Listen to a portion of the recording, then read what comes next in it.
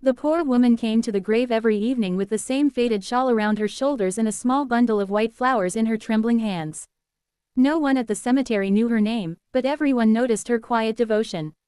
She would kneel beside the grave, gently wipe the stone with her sleeve, and whisper words only the wind could hear.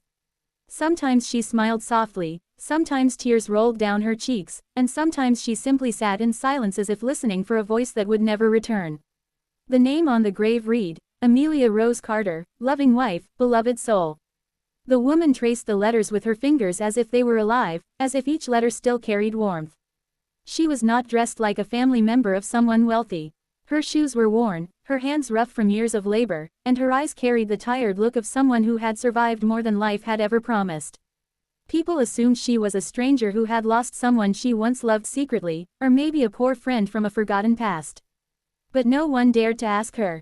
The cemetery guards only watched her from a distance, feeling that disturbing her would be a sin. One evening, as the sky turned orange and purple, a black luxury car stopped near the gate. The guards straightened their backs immediately. Everyone in the city knew that car. It belonged to Daniel Carter, the powerful CEO of a multinational company, a man whose name was spoken with both respect and fear. He rarely visited the cemetery in public. His wife's death had broken something inside him, and he preferred to grieve in private. That day, however, he walked in alone, without bodyguards, without assistants, carrying a single red rose in his hand.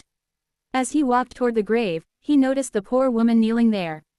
His steps slowed. For a moment, he felt anger rising in his chest. He thought someone was disrespecting his wife's resting place. But when he came closer, he saw how gently the woman touched the grave, how carefully she arranged the flowers, how her lips moved in a silent prayer. Her devotion did not look fake. It looked pure, honest, and painfully real. Daniel stopped a few feet away and watched her quietly. The woman finally noticed his shadow and looked up. Her eyes widened when she saw him. She recognized him instantly. Everyone in the city knew his face. She quickly stood up, nervous, and tried to step back. "I'm sorry," she said softly. "I didn't mean to disturb anything. I come here only to pray." Daniel looked at her with confusion. "You come here often," he said calmly. "Why?" The woman lowered her eyes. "Because she once saved my life." Daniel felt a sharp pain in his chest. "My wife?" he asked. The woman nodded slowly. "Yes. Amelia saved me when I had nothing. When I was invisible to the world." Daniel's grip tightened around the rose. "That's my wife's grave too," he said quietly. The woman froze. Her face turned pale, and her eyes filled with tears. "I know," she whispered. "I always knew." Daniel was surprised. "You knew who she was?" "Yes," the woman said. "But I never knew who you were until I saw you on television after her death." Daniel felt something strange in his heart, a mixture of anger, curiosity, and pain. "Then tell me," he said, "how did my wife save your life?" The woman slowly sat back down beside the grave, as if her legs could no longer hold her weight. Daniel hesitated, then sat on a nearby bench, listening. The woman took a deep breath and began to speak. 10 years ago, I was living on the streets with my little daughter. My husband had died in an accident, and his family blamed me for everything. They threw me out with nothing. I begged for work, but no one trusted a woman with a baby and no home.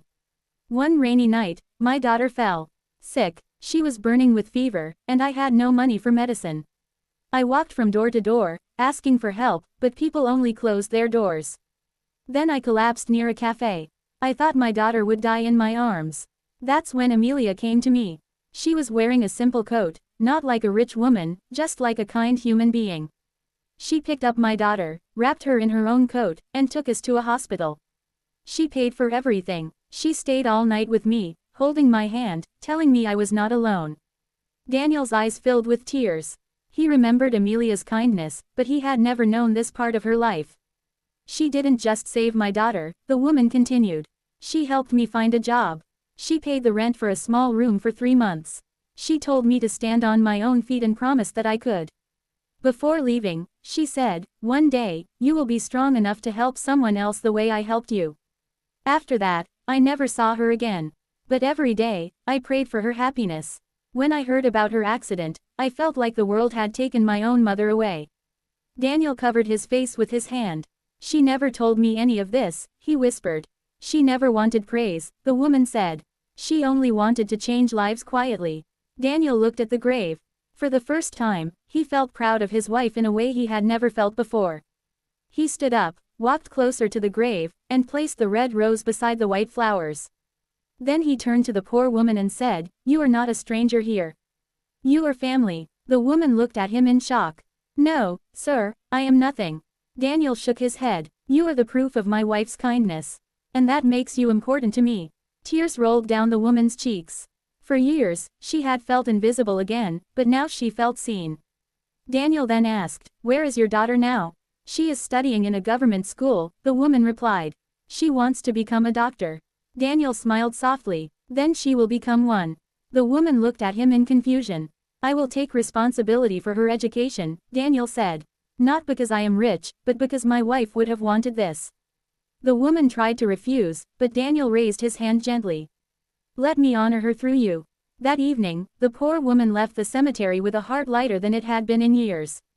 Daniel stayed behind, talking to his wife's grave as if she could hear him. He realized that Amelia had not only been his wife but also a silent angel to many broken lives. And for the first time since her death, he did not feel alone anymore. Daniel did not leave the cemetery immediately. He remained standing beside the grave, watching the poor woman walk slowly toward the gate. Her back looked lighter, yet her steps still carried years of struggle. He felt an unfamiliar responsibility growing inside him. Not the responsibility of a CEO, but the responsibility of a man who had just discovered a hidden part of his wife's soul. He whispered to the grave, "You were greater than I ever knew." Then he turned and followed the woman. At the gate, she was surprised to see him again. "Sir, you don't have to walk with me," she said softly.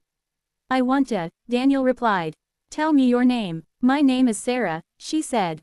"Sarah," Daniel repeated, as if testing the sound of it. "Where do you live?" "In a small rented room near the old market," she answered. "It's not a place someone like you would want to see." Daniel smiled faintly. "I have seen many places in my life. I care more about people than walls." Sarah felt embarrassed but nodded. They walked together in silence for a while. The city lights began to glow, and the noise of traffic slowly replaced the quiet of the cemetery. Daniel noticed how Sarah kept her eyes down, as if afraid of the world. He realized that kindness alone had not erased her fear of being judged. When they reached a small, broken building, Sarah stopped. "This is my home," she said quietly. Daniel looked at the cracked walls, the narrow stairs, the dim bulb flickering above the door.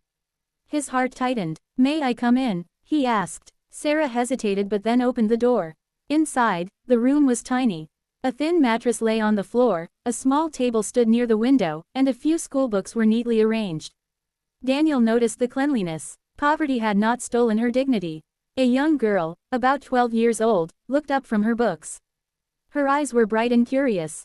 "Mama, you're back early," she said, then noticed Daniel and froze. Sarah quickly explained, "This is Mr. Carter. He is Amelia Madam's husband." The girl's eyes widened. She slowly stood up and said, "The lady who saved me." Daniel felt tears sting his eyes again. "Yes," he replied softly. The girl walked closer and said, "Mama always told me that an angel saved me." Daniel knelt slightly to her level. "Then your mama told you the truth," he said with a gentle smile. The girl smiled shyly. "My name is Lily." "Lily," Daniel said, "do you still want to become a doctor?" Her eyes sparkled. "Yes, sir. I want to save people like that angel saved me." Daniel looked at Sarah. He could see her trying to hold back tears. "Then you will," he said firmly. "I promise." From that day, Daniel's life began to change in ways he had never expected. He arranged for Lily to study in a better school. He paid for her books, her uniform, and her transportation, but he never allowed Sarah to feel like she was begging. He made it feel like a partnership, not charity. He also helped Sarah get a stable job in a small company owned by one of his trusted friends. Slowly, Sarah's life started to stand on stronger ground. But Daniel's heart was still heavy. Every night, he returned to his large, empty house and felt the silence screaming at him. The walls reminded him of Amelia's laughter, her footsteps, her voice calling his name. One evening, he sat alone in his living room and realized that grief had turned him into a shadow of himself. He remembered how Amelia used to tell him, "Pain should make you kinder, not colder." He finally understood what she meant. He began visiting the cemetery more often, sometimes with Sarah and Lily, sometimes alone. One day, as he stood there, he noticed another poor woman watching him from a distance. Her clothes were torn, her face tired. Daniel felt a strange familiarity. He walked toward her. "Do you need help?" he asked gently. The woman looked at him in shock. "You are that rich man," she whispered. "I am just a man," Daniel replied. "Tell me what you need." The woman burst into tears. She told him about her sick son, about hospitals that refused treatment without money, about nights spent praying for a miracle. Daniel realized that Amelia's kindness was now flowing through him. He helped her without thinking twice. That night, he felt something inside him heal a little. Sarah noticed the change in Daniel. One evening, she said, "Sir, you are becoming like her." Daniel smiled sadly. "I am only trying to be worthy of loving her." Months passed. Lily's confidence grew. She started winning small awards in school. Sarah stood taller, spoke stronger, and smiled more often. One day, Lily came home with a letter in her hand. "Mama, I got selected for a science competition," she shouted happily. Sarah hugged her tightly and cried. Daniel, who had come to visit that evening, watched them with a heart full of pride. For the first time, he felt that his life had a purpose beyond business meetings and money. But life tested them. Again, one night, Sarah collapsed at work. She was rushed to the hospital. Doctors said she had been ignoring her health for years. Daniel stood outside the hospital room, feeling the same fear he had felt when Amelia was in an accident. Lily sat beside him, holding his hand. "Uncle Daniel," she said softly, "she will be okay, right?" Daniel forced a smile. "Yes, she will be. She is strong." Inside, he prayed harder than he ever had in his life. When Sarah finally opened her eyes, the first person she saw was Daniel. Tears filled her eyes. "Why are you here?" she whispered. "Because you are not alone," he replied. She smiled weakly. "You remind me of her." Daniel held her hand gently. "And you remind me why she was special." After Sarah recovered, Daniel made a decision. He told Sarah and Lily that he wanted them to move into a small house near his area, not as servants, not as dependents, but as family. Sarah refused at first, but Daniel said, "You once told me she saved your life. Now let me save yours by giving you peace." Sarah finally agreed. The neighborhood was shocked. People whispered, judged, and questioned Daniel's choice. But he did not care. For the first time, he was not living for society's approval. He was living for his heart. One evening, as Daniel, Sarah, and Lily sat in the small garden of the new house, Lily looked at the sky and said, "I think that angel is happy." Daniel looked up too. "Yes," he whispered, "she is." Sarah closed her eyes and said, "She didn't just save my life. She saved all of us." Daniel realized that Amelia's grave was not just a place of death. It was the beginning of many lives being reborn. Years passed quietly, gently, like pages turning in a book written by destiny itself. Lily grew taller, stronger, and brighter. Her eyes still carried innocence, but now they also held confidence. Sarah's hair showed a few strands of silver, yet her smile had more peace than it had ever known. Daniel watched them both with a heart that no longer felt empty. His house was no longer silent. It echoed with laughter, footsteps, small arguments, and warm conversations.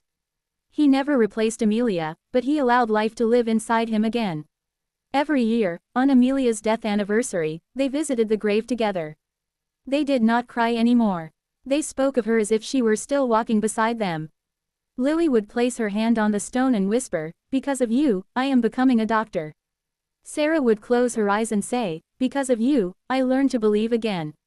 Daniel would stand quietly, his heart full, his pain softer. Lily worked harder than anyone. She studied late nights, sometimes falling asleep on her books. Daniel would gently place a blanket over her shoulders. Sarah would wake up early to prepare tea for her. They were not bound by blood, but they were bound by something stronger: gratitude, love, and shared survival. One day, Lily received a letter that changed everything. She had been accepted into a prestigious medical college with a partial scholarship. She ran into the living room, crying and laughing at the same time. "Uncle Daniel, Mama, I did it." Daniel held her face in his hands, eyes shining. "No, Lily," he said softly. "You did this." Sarah hugged her so tightly that Lily could hardly breathe. "Your angel is proud of you," she whispered. That night, Daniel sat alone in his room, holding Amelia's old photograph. "You planted a seed in a broken woman," he said quietly. "And now it has become a forest." But life still had one final test prepared for him. Daniel was offered a position abroad that would multiply his wealth and power. It was the dream he once chased. The world expected him to accept. His board pressured him. His rivals waited for his answer. But accepting it meant leaving Sarah and Lily behind. That evening, he sat with them in the garden. I may have to leave for a few years, he said carefully. Sarah's heart dropped. Lily looked at him with fear. Is it because of us? Lily asked. Daniel immediately shook his head. Never. It is because I must choose who I am now. Sarah took a deep breath. You taught us to stand on our own feet. We will be fine. Lily forced a smile. But we will miss you. Daniel felt tears burn his eyes. He realized that wealth no longer excited him. Distance from them scared him more than any business risk. That night, Daniel wrote his decision. He rejected the offer. The next morning, he felt lighter than he had in years. I choose my family, he told them. Sarah cried. Lily hugged him tightly. Years later, Lily became a doctor. On her first day at the hospital, she looked at Daniel and said, "You are my father in every way that matters." Daniel could not speak. He only held her hand. They went together to Amelia's grave. Lily placed her doctor's badge on the stone for a moment and whispered, "This is yours too." Sarah said, "You did not save just one woman. You saved generations." Daniel finally understood something he had never known before. Love does not die in graves. It grows in the lives it touches. As they walked away from the cemetery, Daniel did not look back in sadness. He looked back in gratitude. Because a poor woman once left flowers on a grave, and a CEO learned what true wealth really was.